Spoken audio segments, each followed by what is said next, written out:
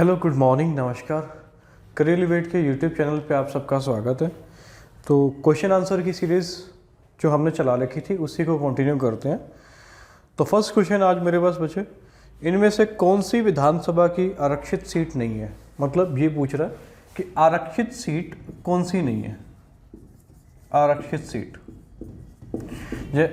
Option में दे रखा है शाहबाद, सेकंड है नीलोखेड़ी, थर्ड है इसराना और चौथी है घरौंडा। तो इनमें से आरक्षित सीट पूछ रहा है कौन सी नहीं है। तो आरक्षित सीट इसमें से घरौंडा नहीं है भाई। जैसा कि आपको पता होगा कि हरियाणा विधानसभा में 90 सीटें हैं। 90 में से कितनी सीटें आरक्षित हैं? तो 17 सीटें आरक्षित है। मैंने पुरानी वीडियो में ये 17 की 17 आरक्षित सीटों को याद करने की ट्रिक भी बताई हुई है, देख लेना जाके पीछे, ठीक है। सेकंड थिंग है ये देखना भी 5 जिले ऐसे हैं हरियाणा के अंदर जिसमें कोई भी आरक्षित सीट नहीं है। वो भी मैंने हालांकि बताया हुआ है बट यहाँ फिर से बता देता हूँ। एक तो है आपका फरीदाबाद, चरखी दादरी, पंचकुला, मेवात जिसका नाम बदल गया, क्या हो गया, नू हो गया, और 5वीं जो है वो है आपकी महेंद्रगढ़, खनिजों का शहर महेंद्रगढ़, ठीक है। ये 5 जिले ऐसे हैं जिसमें कोई भी विधानसभा की आरक्षित सीट नहीं है। और इसमें से कौन सी नहीं है? घरौंडा। कौन कौन सी आरक्षित सीटें हैं? ये पीछे विधानसभा वाली वीडियो में 17 की 17 आरक्षित सीटों को याद रखने की ट्रिक बताई हुई है कि कल जब मुन्नी गुस्से में बावली हुई तो उसने परख लिया, जाके देख लेना भाई कैसे परख लिया था, ठीक है। सेकेंड क्वेश्चन है करनाल का युद्ध कब हुआ? तो करनाल का युद्ध हुआ था भाई 14 फरवरी 1739 को।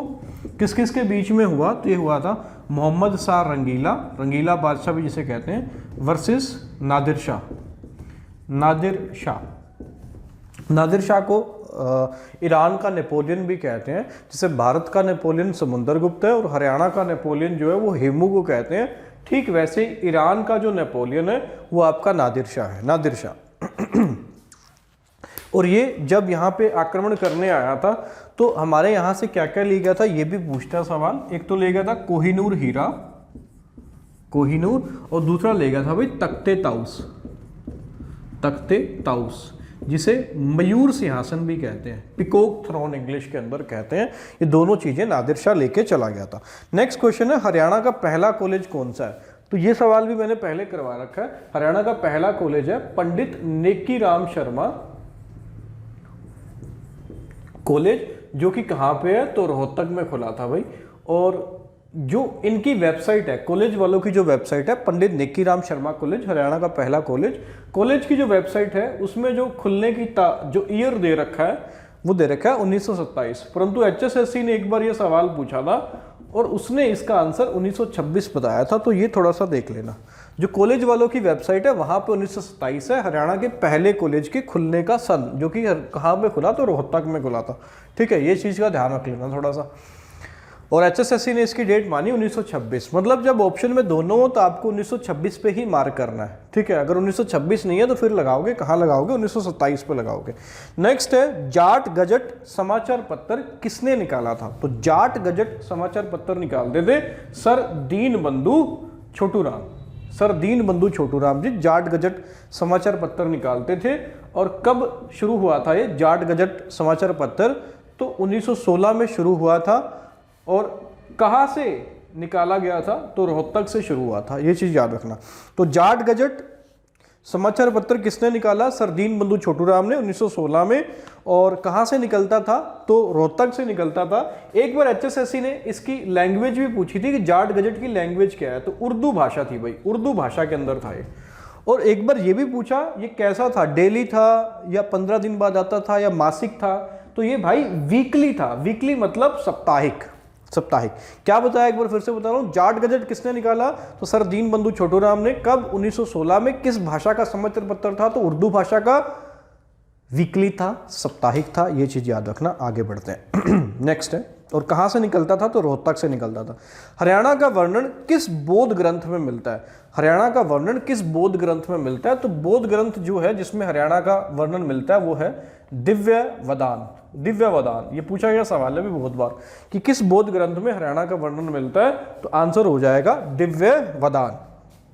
दिव्य वदान के अंदर दो हरियाणा के जो प्रमुख हैं उनका वर्णन मिलता है, एक तो रोहतक का और एक हिसार के अग्रोहा। हिसार का अग्रोहा, इन दोनों का वर्णन मिलता है कहाँ पे? तो बौद्ध ग्रंथ दिव्य वदान के अंदर मिलता है भाई। अग्रोहा जिसे किसकी भूमि भी कहते हैं, ये भी सवाल HSSC ने पूछा हुआ है, तो महाराजा अग्रसेन की भूमि बोलते हैं किसको? हिसार के अग्रोहा को। ठीक है, नेक्स्ट है हरियाणा का नाम हरियाला किस पुराण में है? हरियाणा का नाम हरियाला किस पुराण में है? तो हरियाणा का नाम हरियाला स्कंद पुराण में है। स्कंद पुराण के अंदर हरियाणा का नाम हरियाला है। और यहां से एक सवाल यह भी बनता है कि महाभारत काल में हरियाणा का नाम क्या था? तो महाभारत काल में हरियाणा का नाम था बहुधान्यक प्रदेश। बहुधान्यक प्रदेश हरियाणा का नाम था महाभारत काल में। एक बार HSSC ने यह भी सवाल पूछा कि ऋग्वेद में हरियाणा का नाम क्या था? तो रज हरियाणा करके हरियाणा का नाम ऋग्वेद के अंदर था। 4 वेद है, मैंने बताया था बच्चे, ऋग्वेद है, सामवेद है, यजुर्वेद है, अथर्ववेद है। चारों को याद रखने के लिए एक ट्रिक है, याद रख सकते हो रसिया के माध्यम से कि ऋग्वेद हो गया, फिर सामवेद, यजुर्वेद और लास्ट कौन सा था? अथर्ववेद था। ठीक है, तो महाभारत काल में बहुधान्यक ऋग्वेद के अंदर क्या नाम है? तो रज हरियाणा करके। और एक चीज ये भी है याद रखना कि हरियाणा की नदियों का उल्लेख, ये भी सवाल HSSC ने पूछा था, हरियाणा की नदियों का उल्लेख किसमें मिलता है? तो हरियाणा की नदियों का उल्लेख जो आंसर उन्होंने माना था इस क्वेश्चन का वो था वामन पुराण के अंदर हरियाणा की नदियों का क्या मिलता है? उल्लेख मिलता है। ठीक है, नेक्स्ट क्वेश्चन है कि 1 नवंबर 1989 को हरियाणा में कितने जिले बने थे? तो ये तो आपको रट ही गया होगा कि 1 नवंबर 1989 की बात कर रहे हैं। 89 के अंदर हरियाणा में 4 जिले बने थे। याद करने की ट्रिक भी बताई थी, KRYP, K से कैथल, R से रेवाड़ी, Y से यमुनानगर और P से था पानीपत, जो कि 2 बार जिला बनाया गया। 89 में मैंने और भी बात आपको बताई है कि 89 में ही वोटिंग एज घटा के 21 से कितनी कर दी गई थी? 18 साल कर दी गई थी।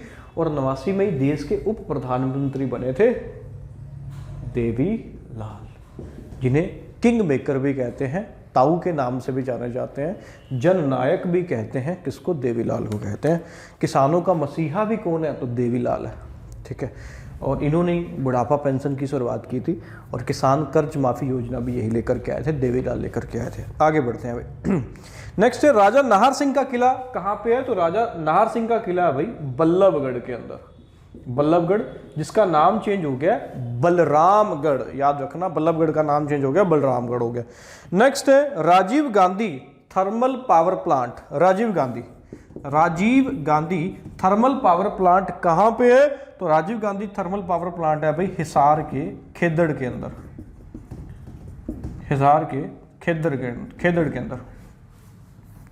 और लास्ट क्लास में मैंने आपको एक कराया था दीन बंधु छोटूराम थर्मल पावर प्लांट, वो हरियाणा के यमुनानगर में है। और एक है राजीव गांधी, आज करवाया, हिसार के खेदड़ में है। और एक और है भाई Indira Gandhi thermal power plant, और ये झज्जर के झाड़ली में है भाई। झाड़ली झज्जर के अंदर है। ठीक है, याद रखना, Indira Gandhi thermal power plant Jhajjar के झाड़ली में। राजीव गांधी कहाँ है? तो हिसार के खेदड़ में। और दीन बंधु छोटूराम कहाँ पे है? तो यमुनानगर के अंदर है। और PTPS Panipat thermal power plant कहाँ पे है? तो पानीपत में 1979 में स्थापना हुई थी, आसन कला गांव में, है ना, याद रखना।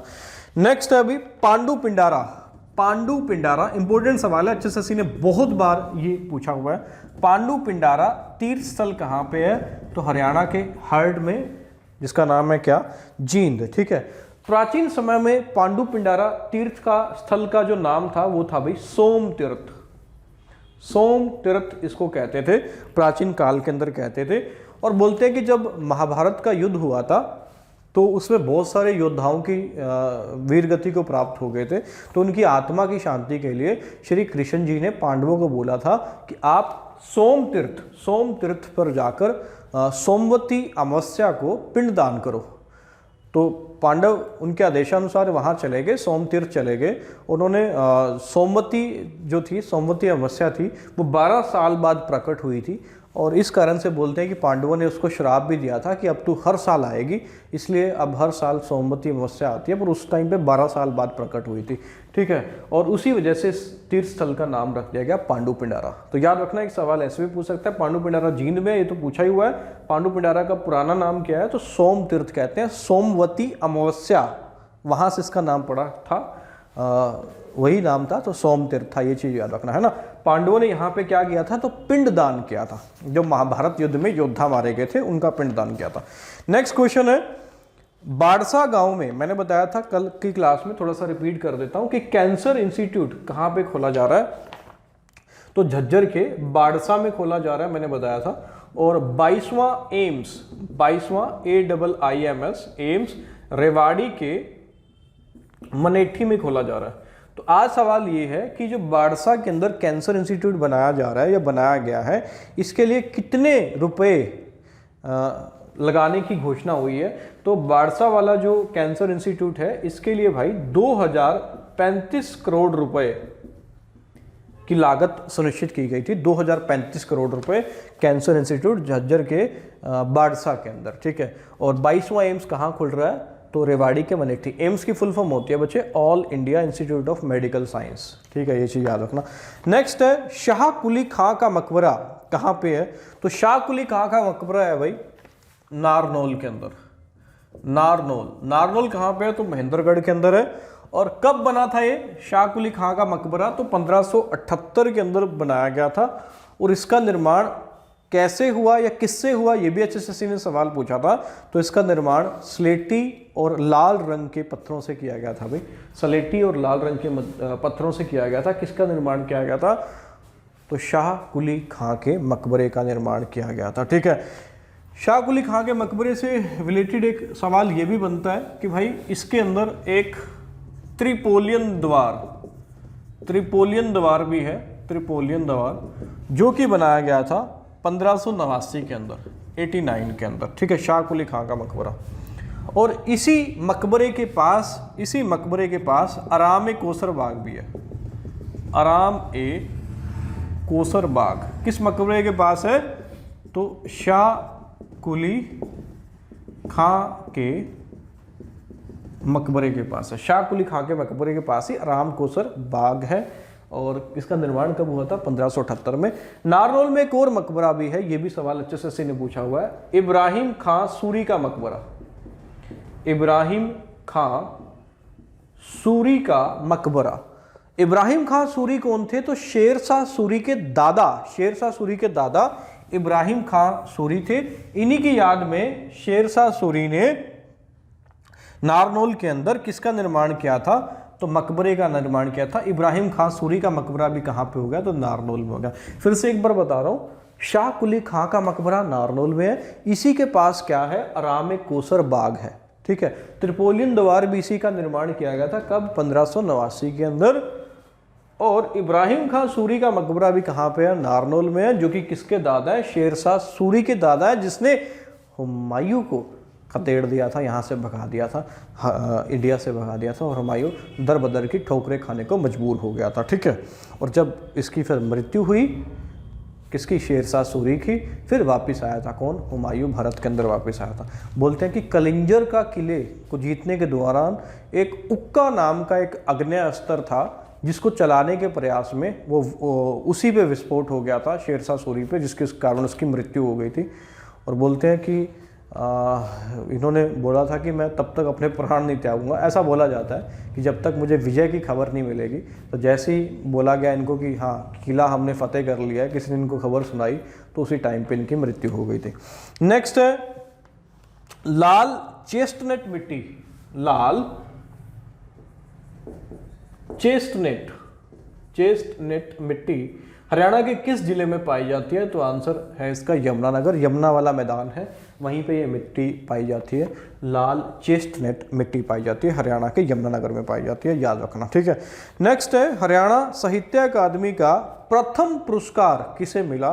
तो हरियाणा साहित्य अकादमी का प्रथम पुरस्कार मिला था 1991 के अंदर मिला था भाई, 1991 के अंदर, और ये मिला था अशोक भाटिया को, अशोक भाटिया को 1991 में हरियाणा साहित्य अकादमी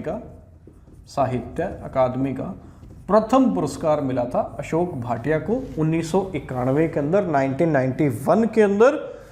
और इनकी रचना का नाम है जिसके कारण इन्हें हरियाणा साहित्य अकादमी का प्रथम पुरस्कार मिला, उस रचना का नाम है भाई समुंदर का संसार, समुंदर का संसार। इसके लिए इन्हें हरियाणा साहित्य अकादमी का प्रथम पुरस्कार मिला था। लास्ट वीडियो मैंने हरियाणा साहित्य अकादमी से रिलेटेड काफ़ी सारी बातें आपको बताई कि एक तो उसका मुख्यालय कहाँ पे है, तो चंडीगढ़ के अंदर है, और गठन भी कब हुआ था हरियाणा साहित्य अकादमी का? तो 9 जुलाई 1970 को हुआ था। वहाँ पे फिर मैंने आपको ये भी बताई थी हरियाणा संस्कृत साहित्य अकादमी की पत्रिका का नाम क्या है? तो हरिप्रभा है। पंजाबी की क्या है? तो शब्द बूंद है। उर्दू की क्या है? तो जमुना तट है, ठीक है। ये सारी बातें उस वीडियो के अंदर बताई थी, रिवाइज कर लेना। नेक्स्ट है असहयोग आंदोलन के दौरान राय बहादुर की उपाधि किसने छोड़ी? तो असहयोग आंदोलन के दौरान राय बहादुर की उपाधि छोड़ी थी भाई लाला राय बहादुर मुरलीधर, लाला राय बहादुर मुरलीधर जी ने उपाधि छोड़ दी थी। किसकी उपाधि छोड़ दी थी? तो राय बहादुर की उपाधि छोड़ दी थी। पता होगा बच्चे असहयोग आंदोलन क्या है कि 1914 से 1918। अच्छा, पिछली वीडियो में थोड़ा सा एक चीज़ ये है कि टंग फिसल गया था बच्चे, वो मैं सही नहीं बोली उसमें, कि 1914 से 1918 प्रथम विश्व युद्ध चला था। तो प्रथम विश्व युद्ध में अंग्रेजों ने बोला था भारतीयों को कि हम आपको डोमिनियन स्टेटस देंगे, पर ऐसा कुछ मिला नहीं।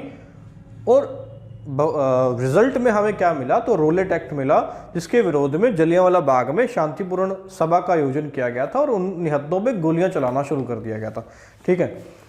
तो हाँ, तो उसी के विरोध में महात्मा गांधी जी ने एक आंदोलन शुरू किया था, असहयोग आंदोलन, ठीक है, कि अब हम ब्रिटिश गवर्नमेंट से क्या नहीं करेंगे? सहयोग नहीं करेंगे।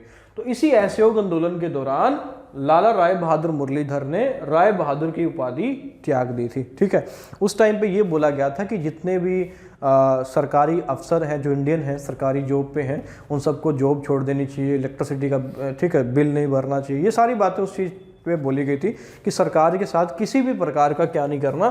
सहयोग नहीं करना। इसलिए इन्होंने राय बहादुर की उपाधि त्याग दी थी, ठीक है। आगे बढ़ते हैं बच्चे। कौन असहयोग आंदोलन के पक्ष में नहीं था? यह भी सवाल HSSC ने पूछा है। तो असहयोग आंदोलन के पक्ष में कौन सा महत्वपूर्ण नेता नहीं था? तो वो थे आपके दीनबंधु छोटू राम। दीनबंधु छोटू राम जी असहयोग आंदोलन के पक्ष में नहीं थे, ठीक है। तो ये चीज याद रखना, दीनबंधु छोटू राम किसके पक्ष में नहीं थे? तो असहयोग आंदोलन के पक्ष में नहीं थे सर दीनबंधु छोटू राम। एक सवाल HSSC ने यह भी पूछा कि प्रथम विश्व युद्ध में फर्स्ट वर्ल्ड वॉर जो कि चली थी बच्चे, याद रखना 1914 से 1918, तो इसके अंदर ब्रिटिश सेना को भारतीयों के सहयोग की जरूरत थी। तो महात्मा गांधी जी ने घर घर जा कर के लोगों को प्रेरित किया था कि आप ब्रिटिश सेना में भर्ती हो जाओ। इसलिए लोगों ने उन्हें सेना में भर्ती कराने वाला सार्जेंट कहा था। और इसी भर्ती का विरोध किया था पंडित नेकीराम शर्मा ने। भाई ये भी सवाल HSSC पूछ चुका है कि किसने प्रथम विश्व युद्ध में भारतीयों के भर्ती होने का विरोध किया था? तो पंडित नेकीराम शर्मा, जिसे हरियाणा केसरी के नाम से भी जाना जाता है। आगे बढ़ते हैं। YMCA जो कि मैंने प्रीवियस वीडियो में बताया था बच्चे, एक यूनिवर्सिटी है YMCA, जो कि कहाँ पे है मैंने बताया था, फरीदाबाद के अंदर है। पिछली वीडियो में आप चेक कर लेना, जिसका फुल फॉर्म है यंग मैन क्रिश्चियन एसोसिएशन।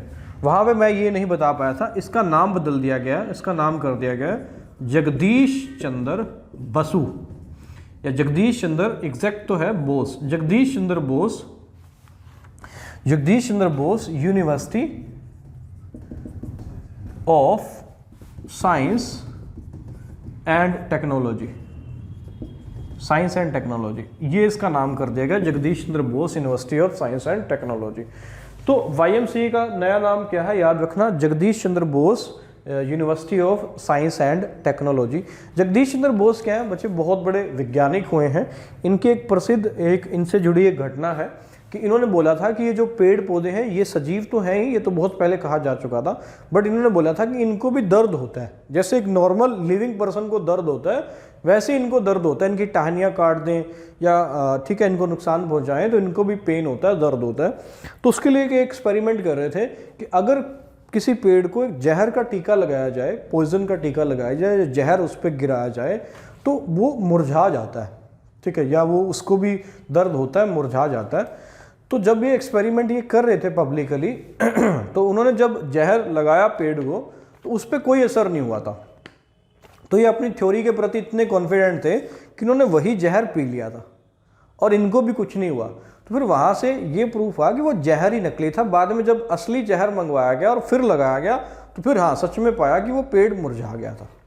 तो इतने कॉन्फिडेंट थे अपनी थ्योरी को लेकर कि वो जहर ही पी गए थे, क्योंकि वो किसी ने जान के भी ईर्ष्या भी करते हैं ना, जब कोई सफलता के कदम छूता है तो जो लोग हैं वो जलते हैं, ईर्ष्या करते हैं। तो उन्होंने जानबूझ के उनका जहर ही चेंज कर दिया था, नकली जहर वहाँ पे रख दिया था। नेक्स्ट है भाई भारत की, हाँ इससे रिलेटेड अच्छा एक करंट अफेयर भी है, ये भी चीज़ याद रखना, YMCA से रिलेटेड, जिसका नाम रख दिया Jagdish Chandra Bose university of science and technology. Current affair क्या है कि इन्होंने एक समझौता भी किया है अमेरिका की यूनिवर्सिटी ऑफ टेक्सास के साथ। करंट अफेयर का ये क्वेश्चन बन सकता है कि यूनिवर्सिटी ऑफ टेक्सास के साथ किस भारतीय यूनिवर्सिटी ने समझौता किया है, तो university of science and technology. और किस में समझौता किया है, तो किस क्षेत्र में समझौता किया है, तो ये भी लिख लेना, अकादमिक क्षेत्र, अकेडमिक फील्ड के अंदर समझौता किया है किसने, Jagdish Chandra Bose university science and technology ने यूनिवर्सिटी ऑफ टेक्सास अमेरिका के साथ। नेक्स्ट है अभी first mobile court of India. First mobile court of India यहां लिख रहा हूं, first mobile court of India कहां पे खोला गया, तो ये मेवात के पुन्हाना में खोला गया, अभी पुन्हाना। और कब खोला गया, डेट भी याद रखना, 4 अगस्त 2007 को, 4 अगस्त 2007 को first mobile court of India है। इंडिया कहां पे खोला गया, मेवात के पुन्हाना में, 4 अगस्त 2007। और इसका उद्घाटन करने के लिए उस टाइम के CJI भारत के मुख्य न्यायाधीश आए थे, जिनका नाम है KG बालकृष्णन। इसका उद्घाटन करने के लिए आए थे, किसका, mobile court of India. Mobile court क्या है बच्चे, ये चीज़ समझना। मोबाइल कोर्ट, अब मेवात के अंदर क्या है, भारत का सबसे पिछड़ा जो जिला है वो मेवात ही है, ठीक है।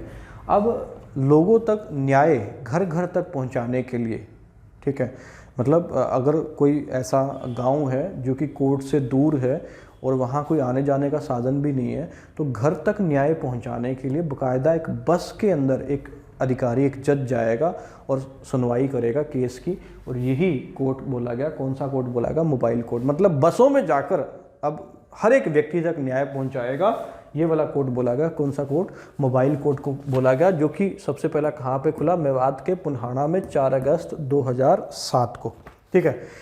नेक्स्ट क्वेश्चन है बच्चे, भारत की पहली CNG ट्रेन कहाँ से कहाँ तक चली। भारत की, ध्यान शब्द सुनना, भारत की पहली CNG ट्रेन कहाँ से कहाँ तक चली, तो भारत की पहली CNG ट्रेन चली थी बच्चे रोहतक से रेवाड़ी तक। भारत की है ये, हरियाणा की भी पहली है और भारत की भी पहली है। रोहतक से रेवाड़ी चली 2015, पहली CNG train, compressed natural gas, ठीक है। कहाँ से कहाँ तक चली, तो रेवाड़ी से रोहतक। हरियाणा की बात कर रहा हूँ, हरियाणा की पहली CNG बस जिसका नाम था उदय, हरियाणा उदय, पूरा नाम है हरियाणा उदय, ये चली, ये भी इम्पोर्टेंट है, पूछ सकता है, गुरुग्राम टू दिल्ली चली, ठीक है। CNG ट्रेन रोहतक से रेवाड़ी 2015, ये भारत की पहली है CNG ट्रेन। और हरियाणा की पहली CNG बस हरियाणा उदय कहाँ से कहाँ तक, गुरुग्राम से दिल्ली तक चली, ठीक है। नेक्स्ट है भाई नेताजी सुभाष चंद्र बोस स्टेडियम। नेताजी सुभाष चंद्र सुभाष चंद्र बोस स्टेडियम कहाँ पे है? तो ये भाई पलवल के अंदर है। नेताजी सुभाष चंद्र बोस पलवल स्टेडियम जो है पलवल के अंदर है। मैं एक वीडियो बना दूंगा बच्चे जिसमें सारे के सारे स्टेडियम डिस्कस कर लूँगा, बट अभी के लिए इतना ही। नेताजी सुभाष चंद्र बोस स्टेडियम कहाँ पे है? तो पलवल के अंदर है। ठीक है, पलवल से रिलेटेड एक इंपॉर्टेंट न्यूज़ मैं पहले भी बता चुका हूँ आपको कि गांधी जी की पहली गिरफ्तारी इंडिया में, गांधी जी की पहली गिरफ्तारी, ये पूछ चुका है SSC से सवाल, पहली गिरफ्तारी इंडिया में कहाँ पे हुई थी? तो पलवल से ही हुई थी। और कब हुई थी? तो 10 अप्रैल 1919 को हुई थी। ठीक है, 10 अप्रैल 1919 को। तो होता कुछ ऐसा है कि रूलेट एक्ट बनाया हुआ था, किसने? ब्रिटिश सरकार ने। तो उसके विरोध के लिए गांधी जी पंजाब जा रहे थे, तो इनको पलवल से ही वापस भेज दिया गया था। और वहीं से माना है कि गांधी जी की पहली गिरफ्तारी कहाँ से हुई? तो पलवल से हुई। कब हुई? 10 अप्रैल 1919। और पलवल रेलवे स्टेशन से इनको गिरफ्तार किया गया था। ठीक है, गिरफ्तार इन द सेंस कि हथकड़ी नहीं लगाई गई थी, बट इनको वापस भेज दिया गया था कि आप आगे नहीं जा सकते, आप वापस चले जाइए यहाँ से, नहीं तो माहौल खराब होगा। पलवल में गांधी जी से जुड़ा हुआ एक और भी है बच्चे, याद रखना, गांधी आश्रम। गांधी आश्रम ये भी कहाँ पे है? तो पलवल के अंदर है। इसकी नींव किसने रखी थी? ये चीज़ याद रखना, 2 अक्टूबर 1938 को इसकी नींव रखी थी नेताजी सुभाष चंद्र बोस। नेताजी सुभाष चंद्र बोस ने नींव रखी थी 2 अक्टूबर 1938 को किसकी? गांधी आश्रम, जो कि कहाँ पे? पलवल में। इन्होंने गांधी आश्रम यहाँ पे क्यों बनाया था? इसका कारण क्या है? ये चीज़ याद रखना, क्योंकि गांधी जी की पहली गिरफ्तारी कहाँ से हुई थी? तो पलवल से हुई थी। इसको याद रखने के लिए इन्होंने गांधी आश्रम बनाया था पलवल के अंदर। और आज पलवल जो डिस्ट्रिक्ट मजिस्ट्रेट है उन्होंने इसको म्यूजियम का दर्जा दे दिया, या सरकार ने इसको किसका दर्जा दे दिया? म्यूजियम है यहाँ पे, अब गांधी म्यूजियम के नाम से ये प्रसिद्ध है। तो याद रखना, गांधी आश्रम कहाँ पे खोला था? पलवल। किसके द्वारा खोला गया था ये? किसने नींव रखी थी? तो नेताजी सुभाष चंद्र बोस। नेताजी सुभाष चंद्र बोस ही वो पहले व्यक्ति थे जिन्होंने महात्मा गांधी को राष्ट्रपिता कह के पुकारा था, अभी बापू कह के पुकारा था। ठीक है, बापू कह के पुकारा था सबसे पहले गांधी जी को। किसने? नेताजी सुभाष चंद्र बोस ने। और इन्होंने स्थापना की थी किसकी? आज़ाद हिंद फौज की स्थापना की थी। पलवल से रिलेटेड एक बात और इम्पोर्टेंट है जो कि हाल फिलहाल के पेपरों में पूछी गई है, वो ये है कि सल्तनत काल में सबसे छोटा इक्ता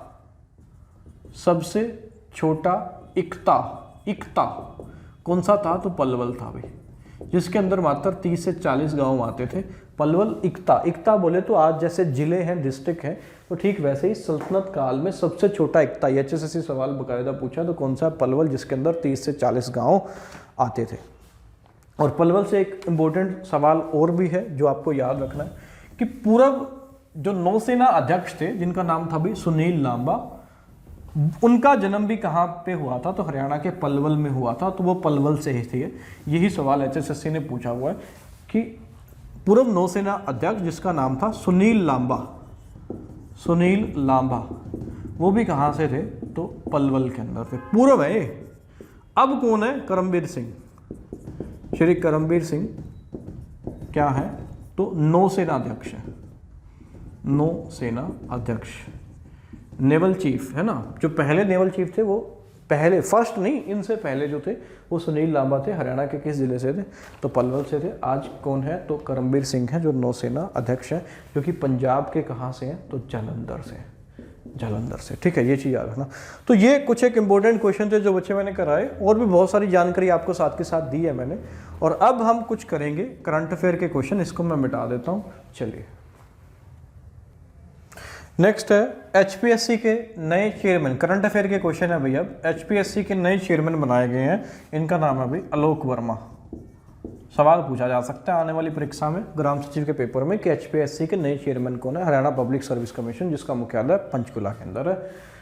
आलोक वर्मा नए चेयरमैन बनाए गए। इन्होंने किसकी जगह ली है? तो ये लिख लेना, रणजीत कुमार पंचनंदा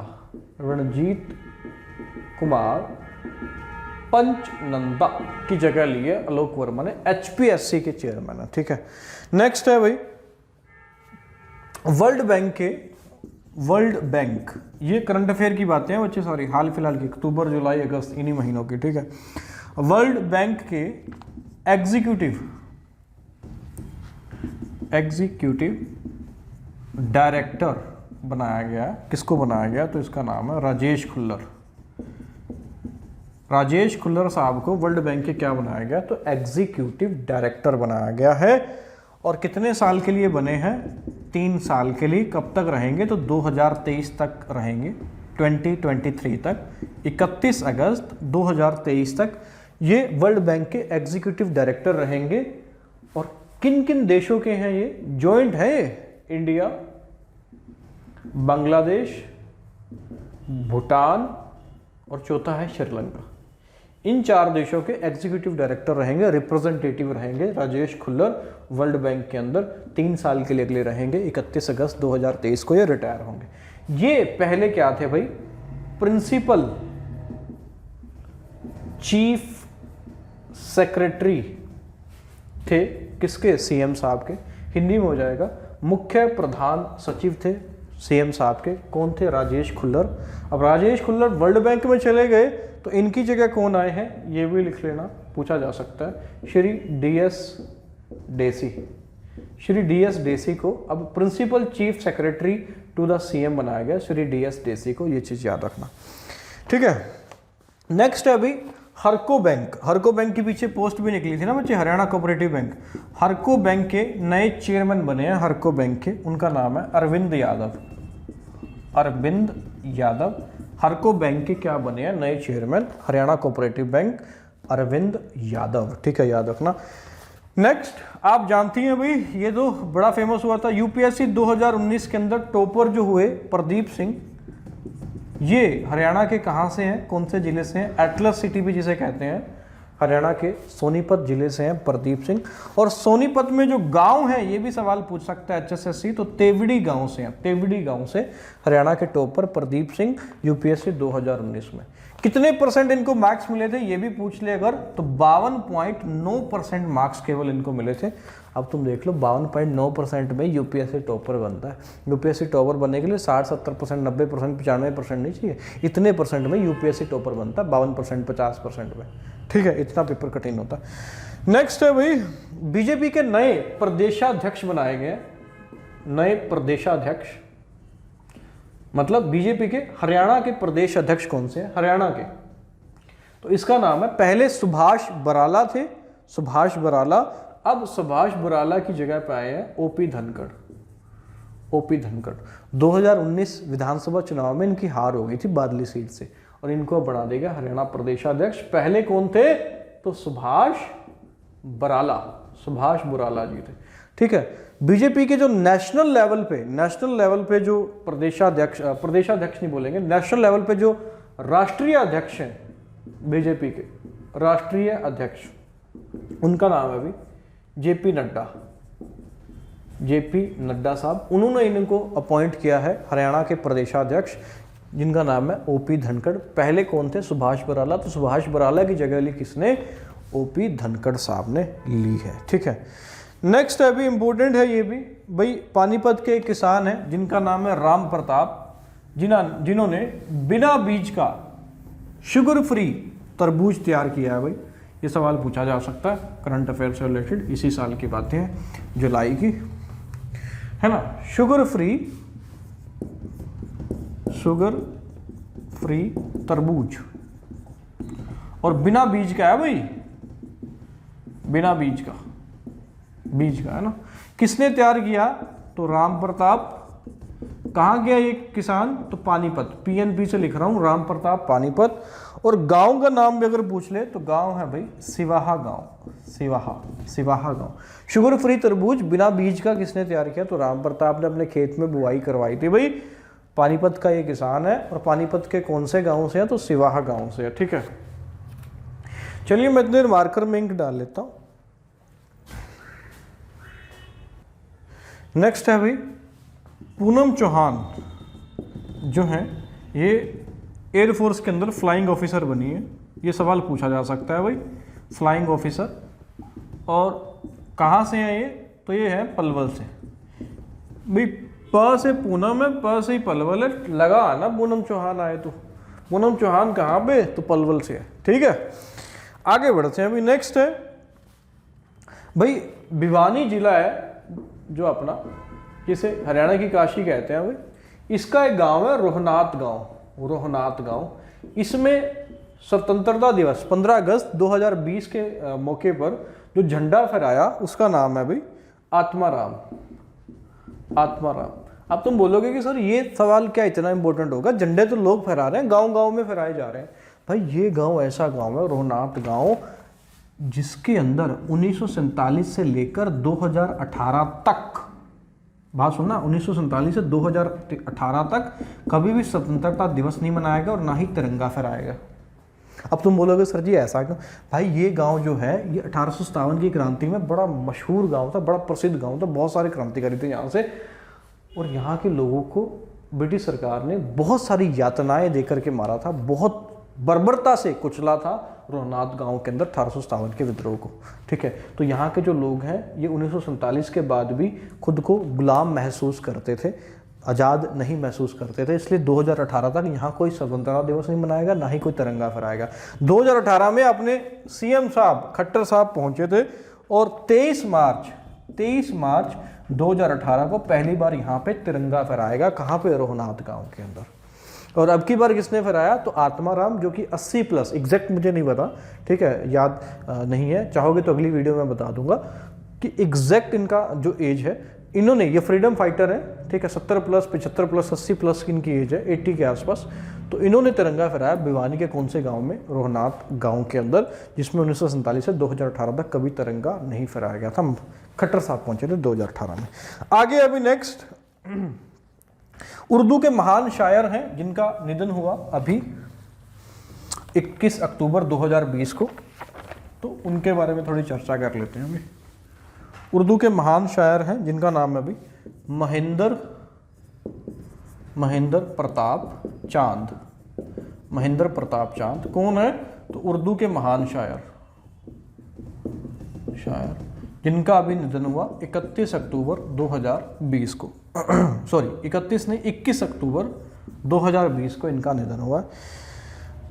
इंपॉर्टेंट बात क्या है कि 2 साल पहले ही इन्हें हरियाणा ने एक सम्मान से निवाजा था भाई, फ़ख्र ए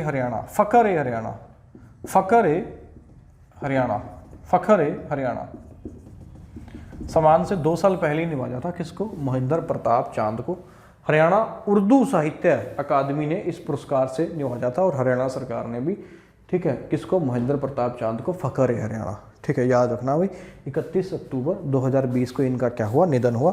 इनकी कुछ प्रमुख रचनाएं हैं, ये भी सवाल पूछ सकता है कि भाई ये रचना किसकी है ना, क्योंकि करंट अफेयर का क्वेश्चन है तो यहाँ से सवाल बन सकता है। तो इनकी प्रमुख रचनाएं देख लेते हैं कौन कौन सी हैं, 1-2 लिख लो या सुन लो भाई। है एक तो है हाली पानीपत की गजलें, ये रचना इनकी है।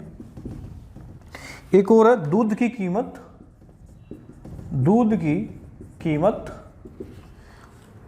एक है जाते हुए लम्हों। और एक है भाई उर्दू अदब और हरियाणा। ठीक है, ये इनकी रचनाएं हैं, कुछ इंपॉर्टेंट है, याद रखना। नेक्स्ट है भाई, अभी एक लाइब्रेरी खोली गई है जिसका नाम है सरदार वल्लभ भाई पटेल लाइब्रेरी। और कहाँ पे खोली गई है? तो करनाल के काछवा गांव में खोली गई है। काछवा गांव, ठीक है। बेसिकली ये किसके द्वारा खोली गई है, ये इंपॉर्टेंट क्यों है समझ लेना भी। हरियाणा बिजली वितरण निगम ने ये लाइब्रेरी खोली है, और बोला ये गया है कि हरियाणा बिजली वितरण निगम को जितना भी प्रॉफिट होता है उसका 2% जो है ये सामाजिक कार्यों में, समाज सेवा के कार्यों में लगाया जाएगा। कितना? 2%। और उसी 2% का सबसे पहले जो लाइब्रेरी खोली गई, इसी 2% में से वो करनाल के काछवा गांव में खोली गई, जिसका नाम है सरदार वल्लभ भाई पटेल। और हरियाणा बिजली वितरण निगम के जो प्रमुख मुख्य प्रबंध निदेशक हैं, मुख्य प्रबंध निदेशक, उनका नाम है भाई शत्रुजीत कपूर। शत्रुजीत कपूर मुख्य निदेशक अध्यक्ष हैं किसके? हरियाणा बिजली वितरण निगम के, ठीक है, मुख्य प्रबंध निदेशक है ना। तो इन्होंने बोला भी अगले 18 महीने में हरियाणा के जितने भी गांव हैं, मतलब अगले 1.5 साल में हरियाणा के जितने भी गांव हैं वहाँ पे 24 घंटे बिजली पहुँच जाएगी। कितने महीने में? 18 महीने, मतलब 1.5 साल में। आपको एक चीज़ ये पता होनी चाहिए कि हरियाणा ही देश का पहला राज्य था जिसके गाँव में 1970 को क्या पहुँचा दी गई थी? बिजली पहुँचा दी गई थी बंसी लाल जी के काल में, इसलिए उनको विकास पुरुष के नाम से भी हरियाणा के जाना जाता है, ठीक है। तो हरियाणा ही पहला राज्य था जिसके गांव में बिजली थी 1970 को, ठीक है। आगे भाई नेक्स्ट है भाई करनाल का उच्चाणा गांव था जिसको सबसे लास्ट बिजली से जोड़ा गया था 29 अगस्त, है ना, 1970। नेक्स्ट है भाई सुखना झील, जो कि पता होना चाहिए कहाँ पे है, तो चंडीगढ़ के अंदर है, जिसको पंजाब हरियाणा हाई कोर्ट ने जीवित व्यक्ति का दर्जा दे दिया भाई, जीवित व्यक्ति का दर्जा दे दिया। इंग्लिश में बोलेंगे लिविंग एंटिटी, लिविंग एंटिटी का दर्जा दे दिया किसको? सुखना झील को, जो कि कहाँ पे है? चंडीगढ़ में। जीवित व्यक्ति का दर्जा देने का मतलब क्या है कि अगर कोई अब झील में जो अधिकार जीवित व्यक्ति को होते हैं, जैसे जीने का अधिकार है आर्टिकल 21 के अनुसार, वही सारे अधिकार अब किसके पास होंगे? सुखना झील के पास होंगे। मतलब अगर कोई यहाँ पे प्रदूषण फैलाता है, नदी को हानि पहुँचाता है, तो अब उस पर कठोर नियम लगेंगे, ठीक है, सख्त नियम होंगे और सख्त सजा का प्रावधान होगा, क्योंकि अब सुखना झील नहीं है, क्या है? एक जीवित व्यक्ति। अगर आप जीवित व्यक्ति को नुकसान पहुंचाओगे, मारोगे, उसके स्वास्थ्य को हानि पहुंचाओगे, तो सजा का प्रावधान है ना, ठीक। अब वैसा ही सजा का प्रावधान किस झील को हानि पहुंचाने पे लगेगा? सुखना झील को हानि पहुंचाने में लगेगा। ऐसा किसने कहा? तो पंजाब हरियाणा हाई कोर्ट ने कहा भाई। और पंजाब हरियाणा हाई कोर्ट ने यह भी कहा कि इसके पेरेंट्स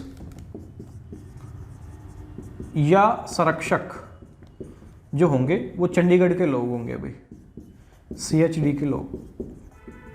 तो अगर जीवित व्यक्ति है तो भाई माता पिता भी होना चाहिए ना, तो इसका माता पिता कौन ही होगा? चंडीगढ़ के लोग ही होंगे। तो याद रखना, सुखना झील को जीवित व्यक्ति का दर्जा दे दिया गया है। अब कड़े कानून लगेंगे अगर सुखना झील में प्रदूषण फैलाया गया या इसको नुकसान पहुंचाया गया, ये चीज याद रखना। और ये फैसला किसने दिया? तो अपने प्यारे Punjab and Haryana high court ने दिया है, ठीक है। चलिए आज की सेवा यहीं पे समाप्त करते हैं। वीडियो अगर अच्छी लगी है तो लाइक और कमेंट जरूर करिएगा और शेयर किएगा आगे। तो आगे मिलेंगे फिर नेक्स्ट वीडियो में क्वेश्चन आंसर की सीरीज के साथ। चलिए बाय बाय, थैंक यू।